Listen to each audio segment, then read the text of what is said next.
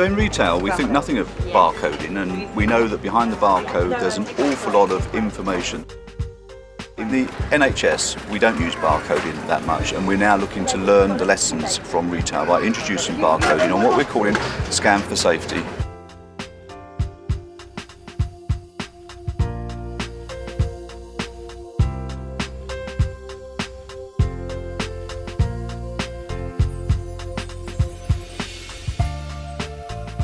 The wristband is a way of us positively identifying patients. We do that manually at the moment, but we've never had the ability to scan the wristbands.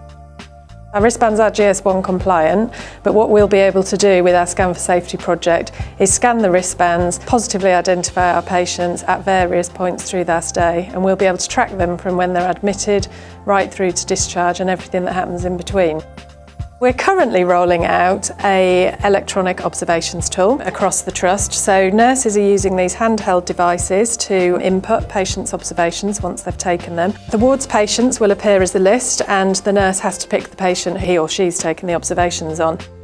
What we want to introduce is the scanning of the wristband, which will ensure that you are inputting observations of that patient into the right patient record, and so reduce risk of error with that process.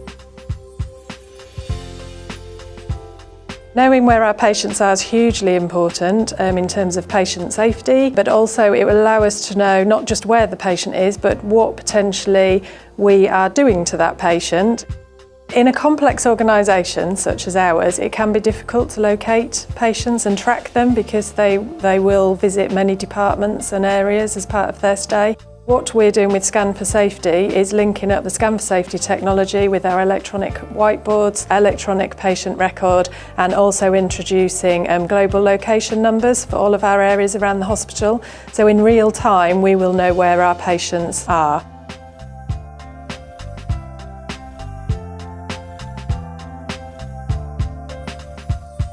When we are preparing for an operation, we need to collect together the equipment, the instrumentation and the consumables that we're going to use for any particular procedure.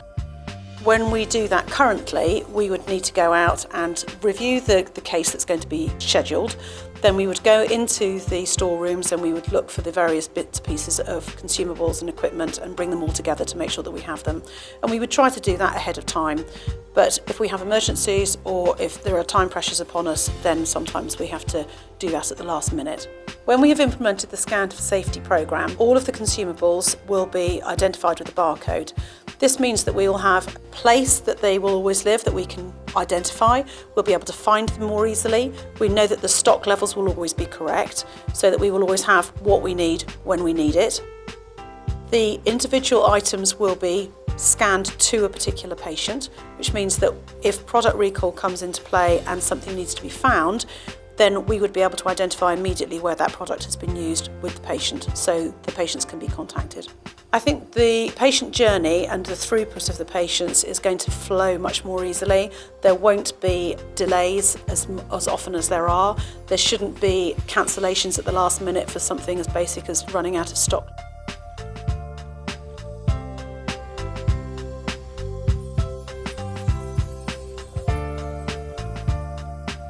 We've been using scanning for quite a long time, so the information from the component bags already is scanned into the system.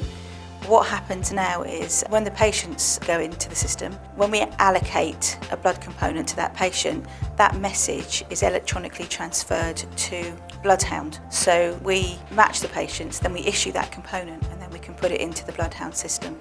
And then we can further trace the component as it goes on to the patient. And we're quite lucky that we've got that basic fridge lockdown system.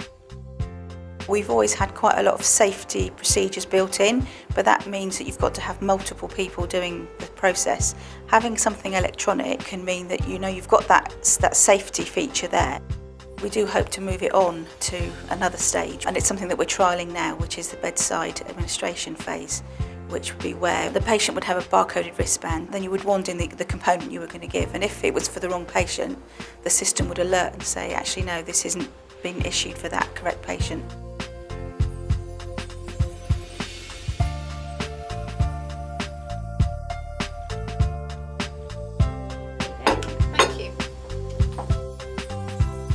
We already are using scanning and barcoding in the retail areas. We do that essentially for speed, saving time, and it provides us accurate data in a timely manner at the end of the day as well. Stock taking is done pretty much manually once a year. This new programme would certainly help improve things. The fact that it's being scanned in at the point of receipt and then scanned out again at the point of use will help us just keep regular eye on stock. And of course then it would automatically help reorder the food as well. Anything that is going to help, it's got to be a positive thing and something that we should be happy to proceed with.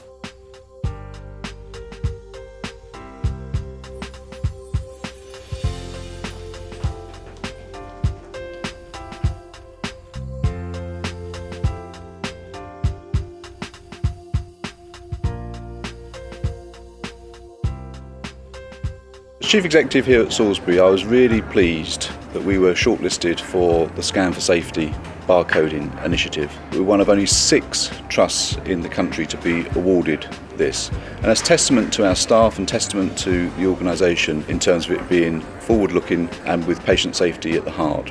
Scan4Safety is about patient safety, and therefore we need you to get behind us on this, really work with us to make sure that we implement it effectively for the benefit of our patients.